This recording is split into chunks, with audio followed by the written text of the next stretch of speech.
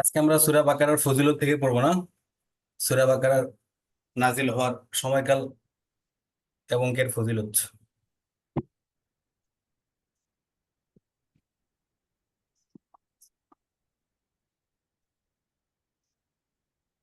নাহমাদু ওয়া নুসাল্লি আলা রাসূলিল কারীম, আম্মা বা'দ। আউযু বিল্লাহি মিনাশ শাইতানির রাজীম, বিসমিল্লাহির রহমানির রহিম। ওয়া লাকাদ ইয়াসসারনাল কুরআনা লিযিকরি ফাহাল মিন মুদ্দাকির। ওয়া ক্বালা রাসূলুল্লাহ সাল্লাল্লাহু আলাইহি ওয়াসাল্লাম, মান ইউরিদিল্লাহু খায়রান ইউফাক্কিহু ফিদ-দ্বীন। আচ্ছা।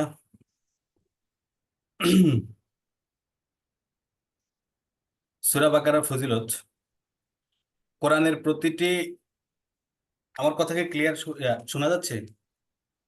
জি জি, আমি শুনতে পারছি। আচ্ছা, আমি আর একটু ক্লিয়ার করি।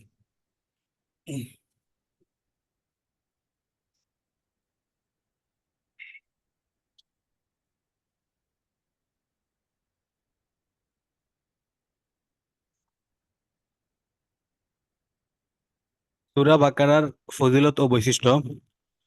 কোরআনের প্রতিটি সূরা স্বতন্ত্র মর্যাদা ও ফজিলতের অধিকারী হলেও আলোচ্য সূরাটি হলো শীর্ষ মর্যাদার শীর্ষ মর্যাদার সূরাগুলোর অন্যতম। আকীদা, বিশ্বাস ও আমল কর্ম উভয় ক্ষেত্রে ইসলামের সবচেয়ে গুরুত্বপূর্ণ শিক্ষাসমূহের বলতে গেলে সবটুকু সূরা বাকারাতে এসে গেছে। বিভিন্ন হাদিসে এই সূরার বড় ফজিলত বর্ণিত হয়েছে, যেমন হযরত আবু হুরায়রা রাদিয়াল্লাহু তাআলা আনহু থেকে বর্ণিত, আল্লাহ রাসূল সাল্লাল্লাহু আলাইহি সাল্লাম বলেন, ইন্নাশ শাইতানা ইয়াফিররু মিনাল বাইতিল্লাযী তুকরাউ ফীহা সূরাতুল বাকারাহ। অর্থাৎ যে ঘরে সূরা বাকারা পড়া হয় সেখান থেকে শয়তান পালায়ন করে। তিরমিজি এবং কি মুসলিমের হাদিস। কেননা শয়তান হলো আধার আর সূরা বাকারা হলো নূর। আর বলাই বাহুল্য, নূর ও আধার একত্রিত হতে পারে না, আলো ও অন্ধকার একত্রিত হতে হতে পারে না। যেখানে থাকবে অন্ধকার, তখন যদি আলো প্রবেশ করে তখন অন্ধকার দূরীভূত হবে। হযরত আবু হুরায়রা রাদিয়াল্লাহু তাআলা আনহু থেকে বর্ণিত, আল্লাহ রাসূল সাল্লাল্লাহু আলাইহি সাল্লাম বলেন, লা তাজআলু বুয়ুতাকুম কুবুরান ফাইন্নাল বাইতাল্লাযী তুকরাউ ফীহি সূরাতুল বাকারাতি লা ইয়াদখুলুহু শাইতান। মুসলিম। বাবু ইস্তিহবাবি সলাতিন নাফিলাতি ফি বাইতিহি। আচ্ছা, তোমরা নিজেদের ঘরকে কবরে পরিণত করো না। নিশ্চয় যে ঘরে সূরা বাকারা পাঠ করা হয় তাতে শয়তান প্রবেশ করতে পারে না। তিনি আরো বলেন, লিকুল্লি শাইইন সানামুন ও সানামুল কোরআনি সূরাতুল বাকারাহ। প্রত্যেক জিনিসের একটি চূড়া থাকে, আর কোরআনের চূড়া হলো সূরা বাকারা। কোরআনের শৃঙ্গ বা চূড়া হলো কি? সূরা বাকারা। হযরত খালিদ ইবনে মাদান রাহমাতুল্লাহ বর্ণনা করেন, ইকরাউ সূরাতাল বাকারাতি ফাইন্না আখাযাহা বারাকাতুন ওয়া তারাকাহা হাসরাতুন ওয়া লা তাস্তাতিউহাল বুতলাতু ওয়া হিয়া ফুসতাতুল কোরআন। তোমরা সূরা বাকারা তেলাওয়াত করো, কেননা তা গ্রহণে বরকত আর বর্জনে হাসারাত বা অনুতাপ। সূরা বাকারা যে গ্রহণ করবে অর্থাৎ তেলাওয়াত করবে তার জন্য বরকত, আর যে ব্যক্তি এটাকে বর্জন করবে তার জন্য হাসারাত মানে অনুতাপ। তো যারা অকর্মা, যারা অলস, তারা এটা বহনে সক্ষম নয়। এটা কোরআনের শামিয়ানা। ওয়াহিয়া ফুসতাতুল কোরআন, এটা কি? কোরআনের শামিয়ানা। যেরকম শামিয়ানা যদি না থাকে তাহলে সে ঘরে রোদ বৃষ্টি, হ্যাঁ, ঝড় বাদা সবকিছু পড়ে।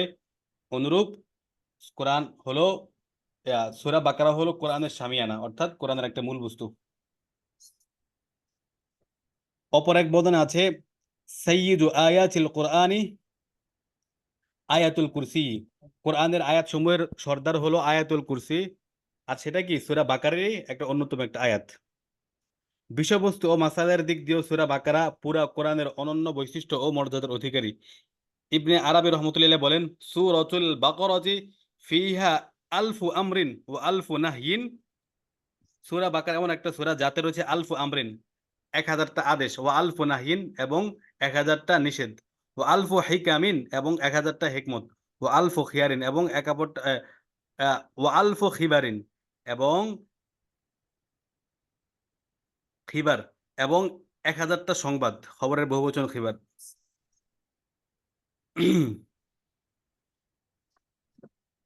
ও আলফু খিবারিন। আচ্ছা, খিবার অর্থ আপনি খবরও ধরতে পারেন, সংবাদ অথবা কিসসা কাহিনী বলতে পারেন। আখযুহা বারাকাতুন ওয়া তারকু হাসরাতুন, এটা গ্রহণে বরকত আর বর্জনে আক্ষেপ। লা তাস্তাতিউল বুতলাতু ওয়া হুমুস সাহারাতু সুম্মু বিযালিকা লিমাজিইহিম বিল বাতিলি। বলতেছে যারা অলস, অকর্মা তারা এটাকে গ্রহণ করতে পারে না। তো এখানে উদ্দেশ্য জাদুকররা। তো উনি ইবনে আরবি রহমতুল্লাহ ডাইরেক্ট বলতেছেন জাদুকররা সূরা বাকারাটা বহন করতে পারে না।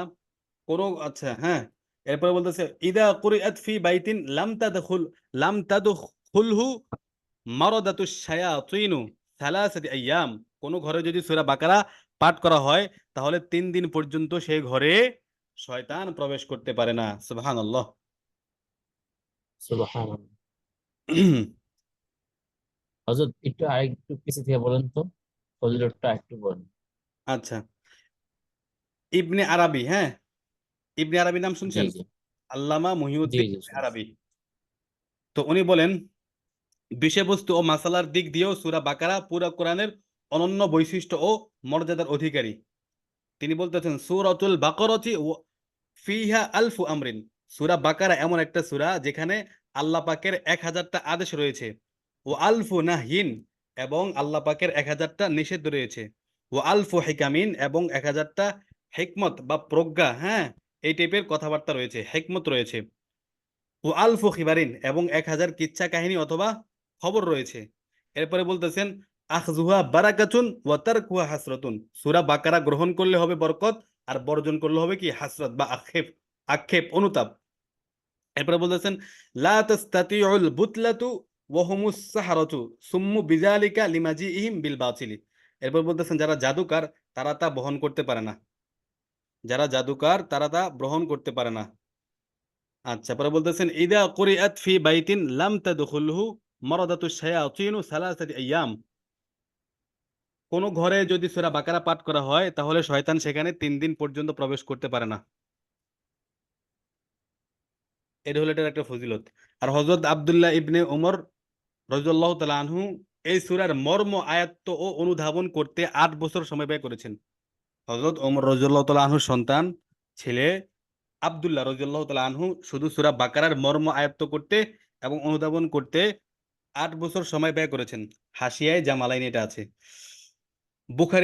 বুখারী ও মুসলিম শরীফে বর্ণিত যে হযরত উসাইদ ইবনে হুজাইর রাদিয়াল্লাহু তাআলা আনহু রাতে সূরা বাকারা পড়েছিলেন। বাধা হঠাৎ তার কাছে বাধা অশ্ব, অশ্ব মানে কি ঘোড়া, ঘোড়াটা ছটপট আরম্ভ করলো।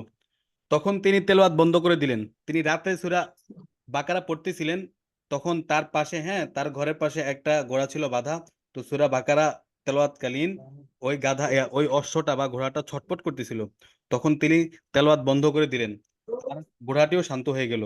পরে যখন আবার তিনি তেলাওয়াত আরম্ভ করলেন তখন ঘোড়াও ভয়ে ছটপট আরম্ভ করলো, এবং নিকটেই তার ছেলে ইয়াহিয়া ঘুমন্ত অবস্থায় ছিল। তিনি চিন্তা করলেন যে তার ছেলের কোনো অসুবিধা হয় কিনা, তাই তিনি তেলাওয়াত বন্ধ করে উপরের দিকে দৃষ্টি করলে একটি উজ্জ্বল ছায়ানীড়, ছায়া তো ছায়া, নির্মাণী ঘর, তো একটা উজ্জ্বল ছায়ানীড় দেখতে পেলেন। হ্যাঁ, তেলাওয়াত বন্ধ করে তিনি আকাশের দিকে তাকালেন, তখন একটা উজ্জ্বল ছায়ানীড় দেখতে পেলেন। ঘরের থেকে আকাশের দিকে তাকানো যায়, হ্যাঁ, ঘর থেকে আকাশের দিকে তাকিয়েছিলেন, তখন একটা উজ্জ্বল ছায়ানীড় দেখতে পেলেন আকাশে, যার মধ্যে আলো দানকারী চেরাগ ছিল। তিনি এই দৃশ্য দেখার জন্য ঘর থেকে বের হয়ে আসলে ওই দৃশ্যটা অদৃশ্য হয়ে যায়। সকালে এই ঘটনা আল্লাহ রসুল সাল্লাল্লাহু আলাইহি সাল্লামের দরবারে বললেন। তখন আল্লাহ রসুল সাল্লাল্লাহু আলাইহি সাল্লাম বললেন যে ফেরেশতা তোমার তেলাওয়াতের আওয়াজ শুনতে এসেছিল। যদি তুমি তেলাওয়াত করতে থাকতে তবে সকাল পর্যন্ত ফেরেশতাগণ উপস্থিত থাকতেন এবং লোকেরা তাদেরকে সচক্ষে বাস্তবে দেখতে পারত। সুতরাং তুমি নিয়মিত সূরা বাকারা পড়তে থাকো। সুবহানাল্লাহ। সুবহানাল্লাহ। মুসলিম শরীফে হযরত আবু উমামা রাদিয়াল্লাহু তাআলা আনহু থেকে বর্ণিত নবী করিম সাল্লাল্লাহু আলাইহি সাল্লাম বলেছেন সূরা বাকারা ও আলে ইমরান নিজ পাঠকারীদের জন্য কিয়ামতের দিন সায়েবানের কাজে আসবে। সায়েবান, আচ্ছা, সায়েবান মানে কি? সাইবান। হুম, এটা সম্ভবত সায়েবান কোনো ফার্সি বা উর্দু শব্দ, বাংলাতে ব্যবহৃত হয়। আমি এটা ছ- অর্থটা এখন বলতে পারতেছি না, আমি দেখবো ইনশাল্লাহ। পাটকারীদের জন্য কিয়ামতের দিন সায়েবানের কাজ আসবে। সূরা বাকারা পড়তে থাকো, এটা পাঠ করার মধ্যে বরকত এবং তেলাওয়াত ছেড়ে দেওয়ার মধ্যে আফসোস রয়েছে। সায়েবান দ্বারা ফুস্তাহত হইতে পারে, হ্যাঁ, অর্থাৎ সামিয়ানা, বুঝছেন? কিয়ামতের দিন সূর্য থাকবে মানুষের মাথার খুবই নিকটবর্তী, তখন মানুষে কি করতে থাকবে? গরমে এবং কি সূর্যের তাপে ছটপট করতে থাকবে, মাথার মগজ গলে পড়তে থাকবে। তখন এই সূরাগুলো সায়বান বা শামিয়ানার কাজ দিবে। হ্যাঁ, তো সায়বান অর্থ শামিয়ানাও হতে পারে, যেহেতু আমরা ইতিপূর্বে বললাম ফুস্তন। আচ্ছা, এর বরকতে প্রতারকদের ধোঁকা চলতে পারে না। এর বরকতে প্রতারকের ধোঁকা চলতে পারে না। এটা যারা যারা পড়বে তাদেরকে কেউ ধোঁকা দিতে পারবে না, তাদের ধোঁকা সব নস্যাৎ হয়ে যাবে। তো এই সূরার বেশিরভাগ, বরং প্রায় সবগুলো আয়াতে আল্লাহ রাসূল সাল্লাল্লাহু আলাইহি সাল্লামের হিজরতের পরবর্তী মদিনার জীবনে অবতীর্ণ হয়। সুতরাং এক দুইটি মক্কি আয়াতের অন্তর্ভুক্তি সূরাটি মাদানী হওয়ার অন্তরায় নয়। ঠিক আছে, এটা মানে বেশি সবগুলো আয়াতে মদিনা শরীফে অবতীর্ণ হয়, খালি কয়েকটা আয়াত মক্কাতে অবতীর্ণ হয়, এই জন্য এটা মক্কি মাদানী হওয়ার ক্ষেত্রে কোনো অন্তরায় নয়। হ্যাঁ। এক নজরে পবিত্র কোরআনের পরিচিতি। পবিত্র কোরআনের সমস্ত সূরাগুলো নাসিখ মানসুখ অর্থাৎ রহিতকারী ও রহিত হওয়ার দৃষ্টিতে চার প্রকার। পবিত্র কোরআনের সমস্ত সূরাগুলো নাসিখ মানে যেটা, যে নাসিখ মানে কি, যে আয়াতটা এসে বা যে বিধানটা এসে অন্য সকল বিধানকে রহিত করে দিয়েছে, এটাকে বলা হয় কি নাসিখ। আর মানসুখ মানে যে বিষয়টাকে রহিত করে দেওয়া হয়েছে। তো পবিত্র কোরআনের সমস্ত সূরাগুলো নাসিখ মানসুখ অর্থাৎ রহিতকারী ও রহিত হওয়ার দৃষ্টিতে চার প্রকার।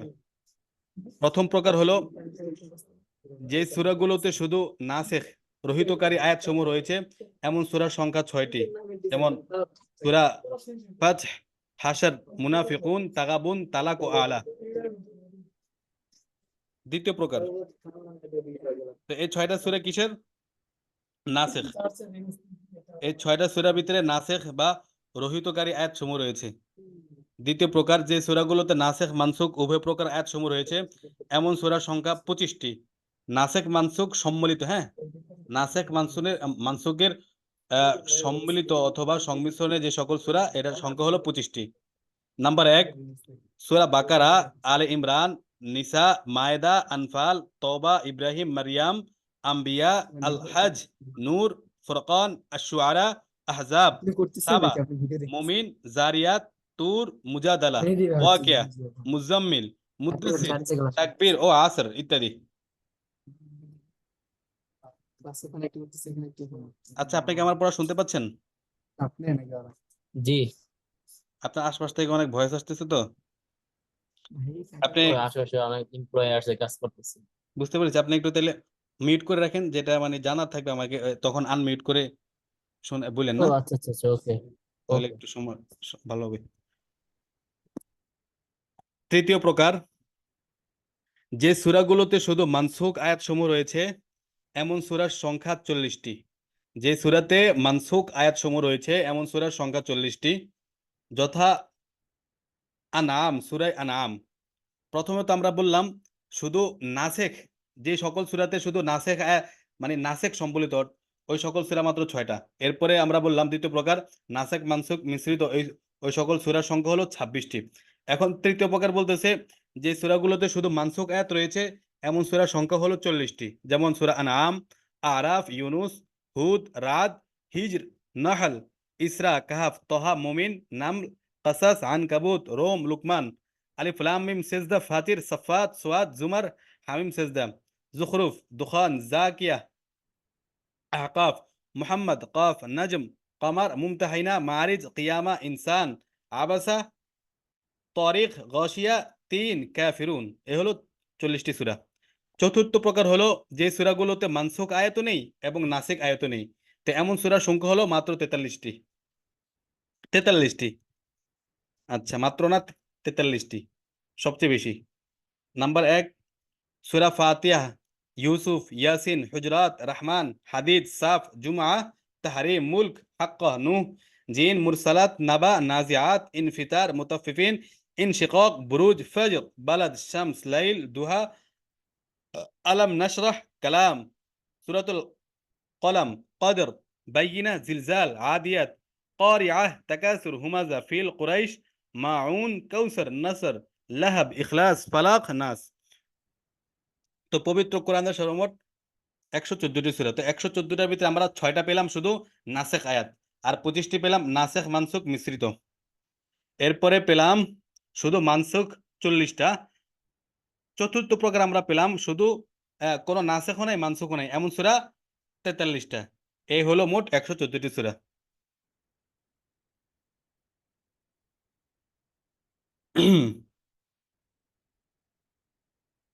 সূরা সমূহের বিশ্লেষণ। প্রথমত সূরা সমূহকে সময় ও স্থান হিসেবে ভাগ করা হয়েছে। যেমন সূরা সমূহকে হযরত মক্কাবাসী, নাসেক এবং মানসুখ এই যে একটু ক্লিয়ার করে দেন তো আমাকে একটু।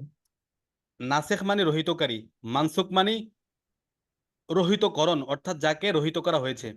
তো নাসেখ দ্বারা উদ্দেশ্য হলো এমন সকল সূরা বা এমন সকল আয়াত, হ্যাঁ, যে সকল সূরা বা আয়াত দ্বারা পূর্বের কোনো আয়াত অথবা কোনো বিধানকে রহিত করে দেওয়া হয়েছে।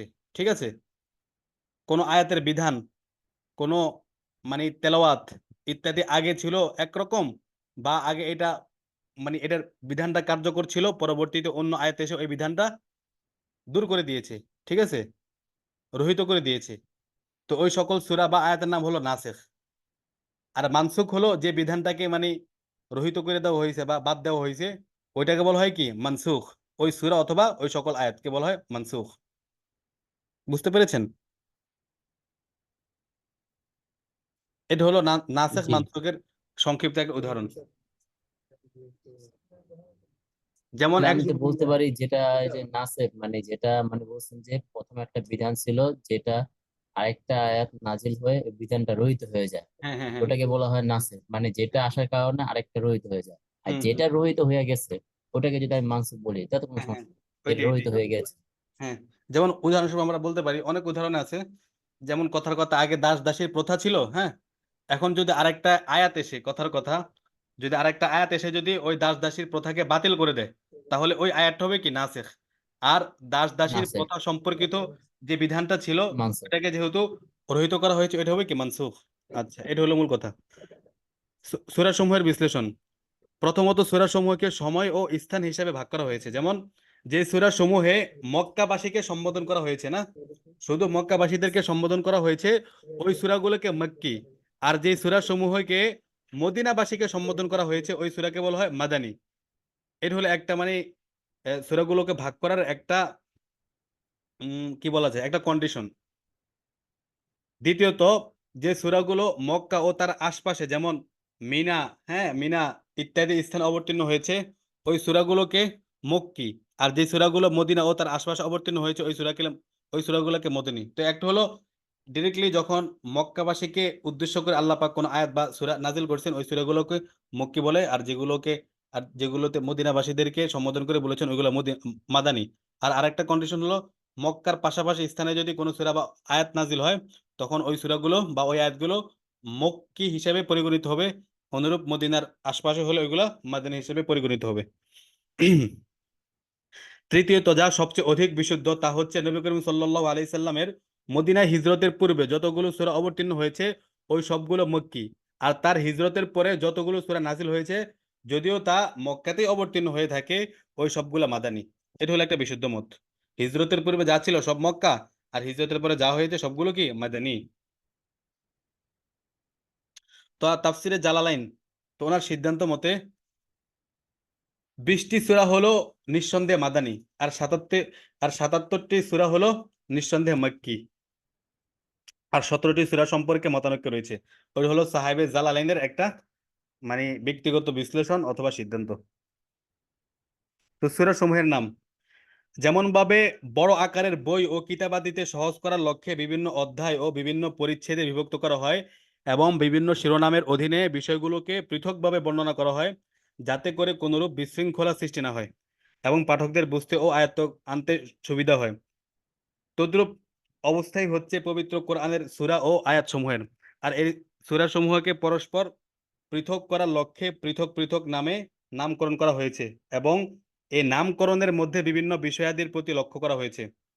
কোথাও প্রথমে শব্দের প্রতি লক্ষ্য করে সূরার নাম রাখা হয়েছে, যেমন সূরা ইয়াসিন, সদ, নুন, যাকে আরবিতে বলা হয় তাসমিয়াতুল কুল্লি বিসমি আউয়ালিল জুজ, অর্থাৎ পুরা সূরাটার নাম রাখা বা কোনো কিছুর পুরাটার নাম রাখা ওই জিনিসের কোনো অংশ বিশেষের নাম দ্বারা।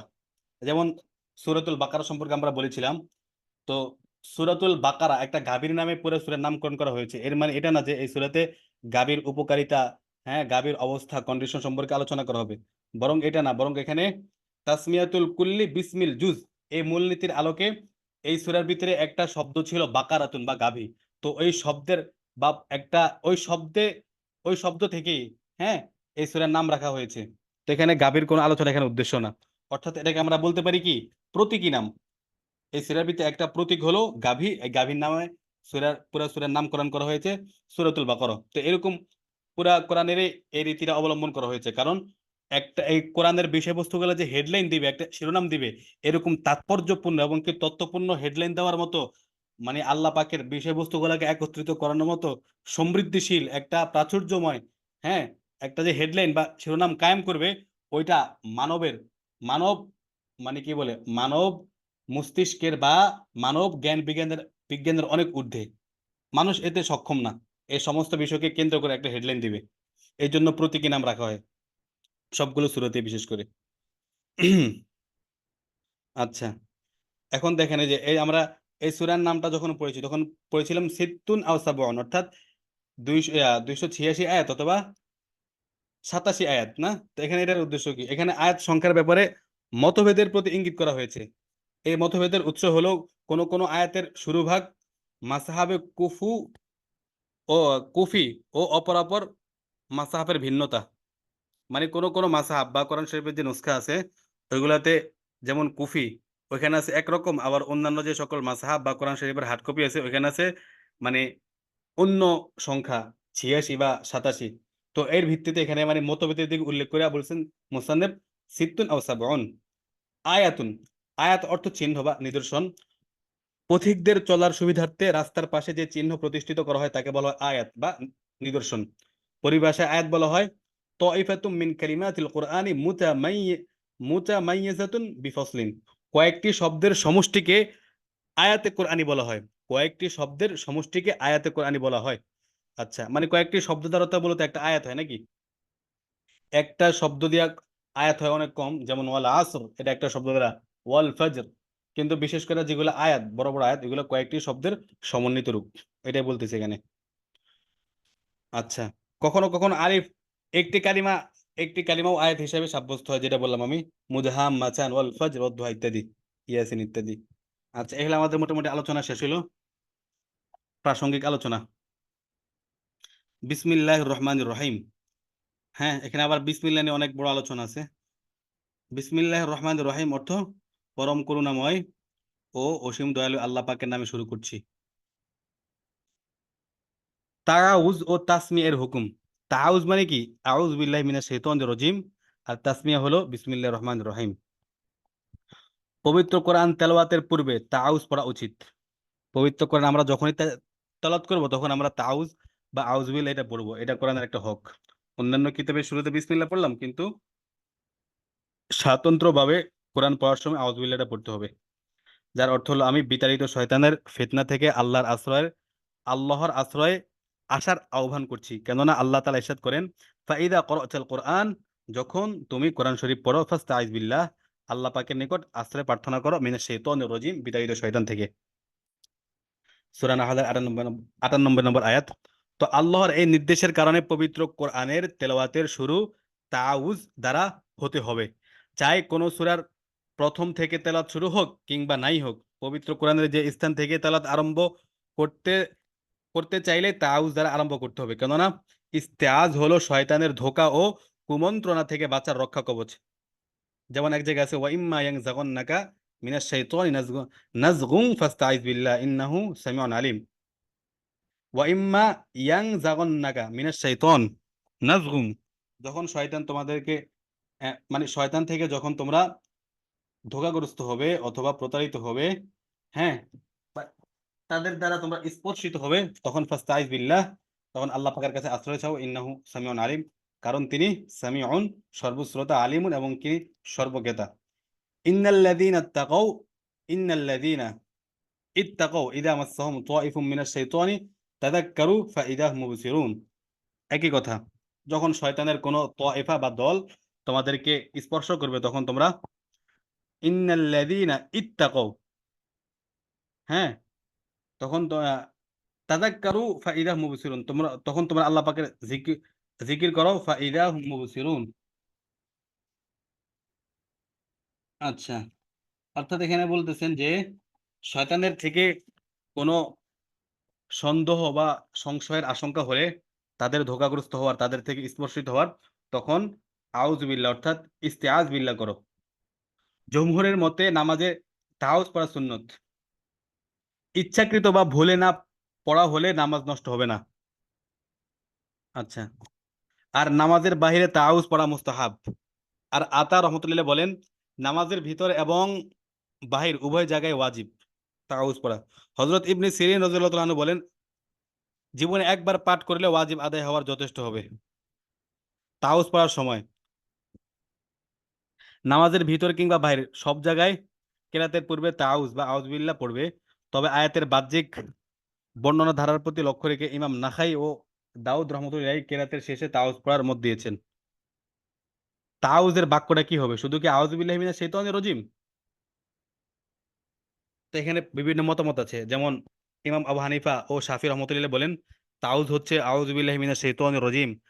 আর ইমাম আহমদ ইবনে হাম্বল রহমতুল্লাহ বলেন তাউজ হচ্ছে আউযু বিল্লাহি সামিউল আলিম মিনাশ শাইতানির রাজিম। এটা তার জন্য এটা বলা উত্তম, কেননা এর দ্বারা তাউজের নির্দেশনামূলক দুইটি আয়াতের মাঝে সমন্বয় সাধিত হয়। আয়াত দ্বয় হলো ফাইদা ক্রাতাল কোরআন ফাস্তাইজ বিল্লাহি মিনাশ শাইতানির রাজিম এবং ওয়া ইম্মা ইয়ানজাগান্নাকা নাজগুন ফাস্তাইজ বিল্লাহ ইন্নাহু হুয়াস সামিউল আলিম। লিভ নিয়ে মনে হয় আবার ঢুকলে ভালো হয়, টাইম শেষ মনে হয় 30 বেজেছে। আচ্ছা ঠিক আছে।